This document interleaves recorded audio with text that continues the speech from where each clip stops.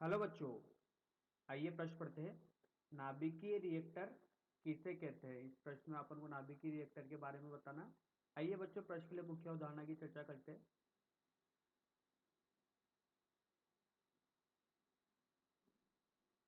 तो बच्चों, बात की जाए नाभिकीय रिएक्टर की, तो नाभिकीय रिएक्टर एक ऐसी युक्ति होती है जिसमें नाभिकीय विखंडन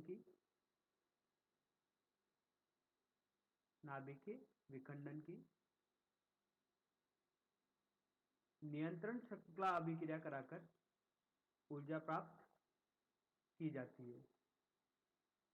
किस प्रकार की श्रृंखला अभिक्रिया होती है? इसमें नियंत्रित श्रृंखला अभिक्रिया होती है। इस श्रृंखला अभिक्रिया के दौरान ऊर्जा मुक्त होती है और इस ऊर्जा का उपयोग अपन रचनात्मक कार्य जैसे विद्युत ऊर्जा के रूप में प्रयोग किया जाता है आजकल।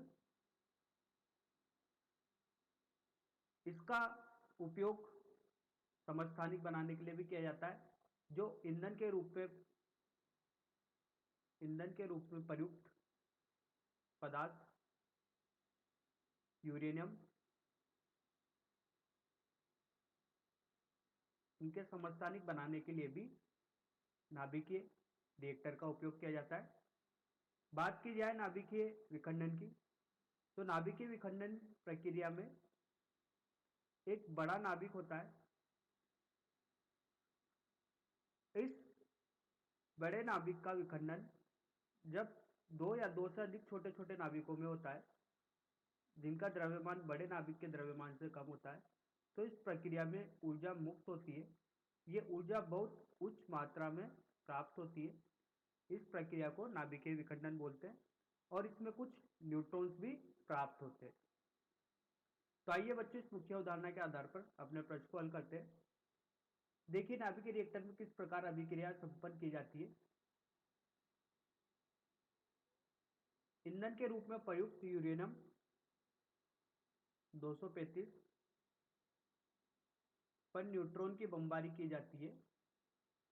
तो इस बमबारी के दौरान एक अस्थायी समस्थानिक यूरेनियम का प्राप्त होता है। जब ये अस्थायी यूरेनियम विखंडित होता है, तो विखंडन के दौरान ये दो छोटे नाभिक जो बेरियम होता है और क्रिप्टॉन होता है में विखंडित हो जाता है। इस दौरान 3 न्यूट्रॉन प्राप्त होते हैं। ये 3 न्यूट्रॉन वापस अगले यूरेनियम से टकराकर नए नाभिकों का निर्माण करते हैं। इस प्रकार श्रृंखला अभिक्रिया इसमें चलती है और ऊर्जा निरंतर मुक्त होती रहती है। इस प्रकार नाभिकीय रिएक्टर में नाभिकीय विखंडन अभिक्रिया संपन्न की जाती है और ऊर्जा प्राप्त की जाती है। बात की जाए विश्व का पहला नाभिकीय रिएक्टर,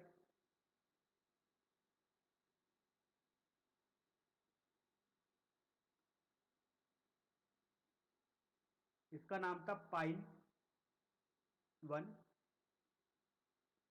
और इनको बनाया था एनरिको फर्मी ने।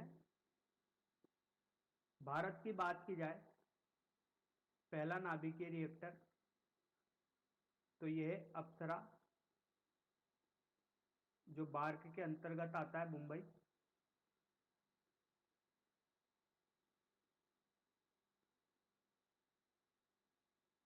तो बच्चों, आशा करता हूं आपको यह समझ में आया होगा। धन्यवाद।